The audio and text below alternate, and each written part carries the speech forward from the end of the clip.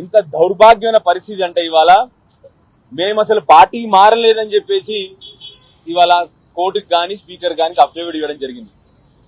Speaker గారి మీద మాకు పూర్తి నమ్మకం ఉంది. అన్ని కూడా ఎవిడెన్స్లు స్పీకర్ సాక్షిగా ఉన్నారు, ప్రజలు సాక్షిగా ఉన్నారు, 4 కోట్ల తెలంగాణ ప్రజలు చూస్తా ఉన్నారు. వీళ్ళు పార్టీ మారలేదనడం ఇంత సిగ్గుచేటు ఇంకెక్కడా ఉండదు. మీకు నిజంగా సిగ్గుంటే, మీకు నిజంగా చీము నెత్తురుంటే దయచేసి వెంటనే రాజీనామా చేసి ప్రజల ముందరికెళ్ళి మీరు చేసిన తప్పును ఒప్పుకోండి. ప్రజలు ఏ నిర్ణయిస్తారో ఆ నిర్ణయాన్ని కట్టుబడి ఉందాము. అన్నిటికంటే దారుణం ఏంటంటే ఇవాళ మీరు రాసిన వ్యాసాలు కూడా, మీరు ప్రచురించిన వ్యాసాలు కూడా నిజము కాదని చెప్పే పరిస్థితికి వచ్చినది. అంటే మీరు వార్తలు రాసినవి కూడా నిజము కాదంట. ఇవాళ మీ బంతిలో కూడా కోర్టు ఉంది.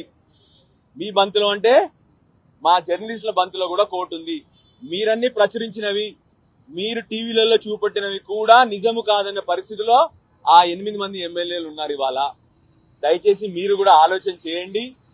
మీరే నిర్ణయం చేస్తారో ఈ మీ బంతిలో కూడా కోర్టు ఉంది. ఇవాళ మీ కోర్టులో కూడా బంతి ఉందని చెప్పి మీకు చెప్తా ఉన్నాను. మళ్ళీ ఒకసారి స్పీకర్ గారిని కోరుతా ఉన్నాను. మీరు పెద్ద మనిషి, మీకు అన్నీ తెలుసు. లోపల జరిగిన ఇవాళ మేము ఇచ్చిన ప్రతి ఒక్క ఎవిడెన్స్ కి ప్రత్యక్ష సాక్షి స్పీకర్ గారు, అలా డౌటే లేదు. అసెంబ్లీలో ఏం జరిగిందో కూడా స్పీకర్ గారికి తెలుసు, బయట ఏం జరిగిందో స్పీకర్ గారికి తెలుసు. దయచేసి రాజ్యాంగాన్ని కాపాడాల్సిందిగా స్పీకర్ గారిని మళ్ళీ కోరుతా ఉన్నాను. అదే విధంగా మా జర్నలిస్ట్ మిత్రులు ప్రచురించిన ప్రతి ఒక్క వార్తని మరి గౌరవించాల్సిందిగా స్పీకర్ గారిని కూడా కోరుతా ఉన్నాను. వాళ్ళకు కూడా గౌరవం దక్కాలని చెప్పి కోరుతా ఉన్నాను. మళ్ళీ ఒకసారి స్పీకర్ గారిని మా ప్రెస్ మిత్రుల ద్వారా కూడా రిక్వెస్ట్ చేస్తా ఉన్నాను.